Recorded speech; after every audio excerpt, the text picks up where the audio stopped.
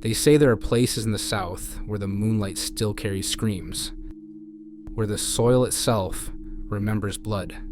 The old folks call them the Howling Fields. Most think it's a ghost story, but if you listen long enough, when the fog rolls through the cane and the dogs go silent, you can hear them running. The story begins in 1846 on a Louisiana plantation named Red Hollow, hidden deep in the Bayou. The master, Colonel Mercer, was known for breaking spirits, men, women, children. But there was one man he couldn't break, Josiah, a runaway who'd been caught 3 times and still looked him dead in the eye.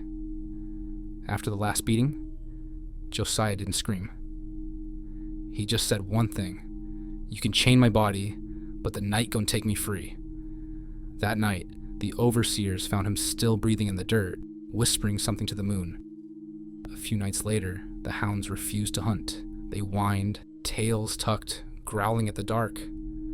The next morning, a field hand named Ruth saw footprints, bare but bigger than any man's, ending in claw marks. Chickens torn apart, the stable doors splintered. Mercer thought it was wolves, but no wolves had been seen in the bayou for years. On the 3rd night, they found the overseer's body by the creek. His throat was gone. His face was missing. The tracks around him were human and beast mixed together, twisting in the mud like something had tried to stand up, but couldn't decide if it should walk or crawl. Ruth told the others what she'd seen.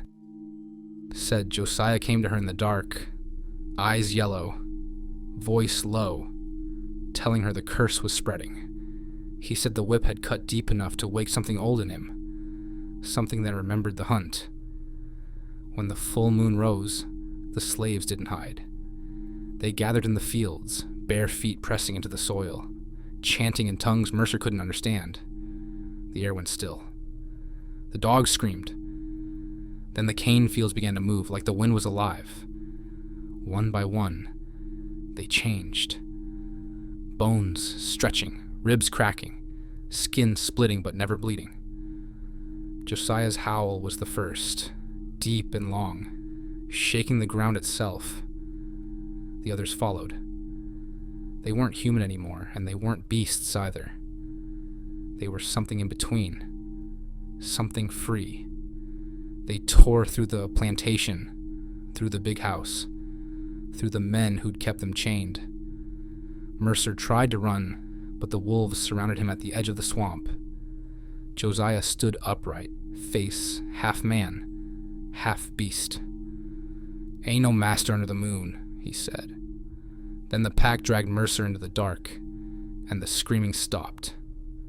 By morning, Red Hollow was gone, burned to ash. The papers said it was a slave revolt, a massacre. But those who came to rebuild found claw marks carved into the oak trees and bones, scattered in strange patterns. The bodies they buried wouldn't stay buried. For years, travelers through the bayou vanished. Hunters heard growls that turned into human cries. And every harvest moon, the swamp would fill with howling, low, mournful, but full of power. Locals said the Howling Fields weren't haunted, they were guarded. After emancipation, some freedmen refused to settle near that land. They said the wolves still walked there, protecting the restless souls who never found peace. But there are whispers that not all of them stayed. A legend tells of families who carried the mark, gold eyes, sharp teeth, and anger that burned in their blood. During the Jim Crow years, there were reports of men disappearing after midnight raids, found days later, ripped apart as if by animals. The newspapers called them accidents. The locals called it justice. One story, from 1932, tells of a farmer who found a boy in the woods, shivering, no memory of where he came from. When the moon rose, the boy vanished. All that was left were tracks, bare feet turning into paws halfway through. Some say the Howling Fields line runs through generations, that the curse became a gift, a way to survive, when the world hunted them still. And every now and then, when hatred rises again, the pack rises with it. Today, Red Hollow is nothing but marshland. But on nights when the fog rolls in thick and the moon turns red, the locals swear they see shadows running through the mist, fast, silent, eyes like burning coals. The historians will tell you slavery ended in 1865.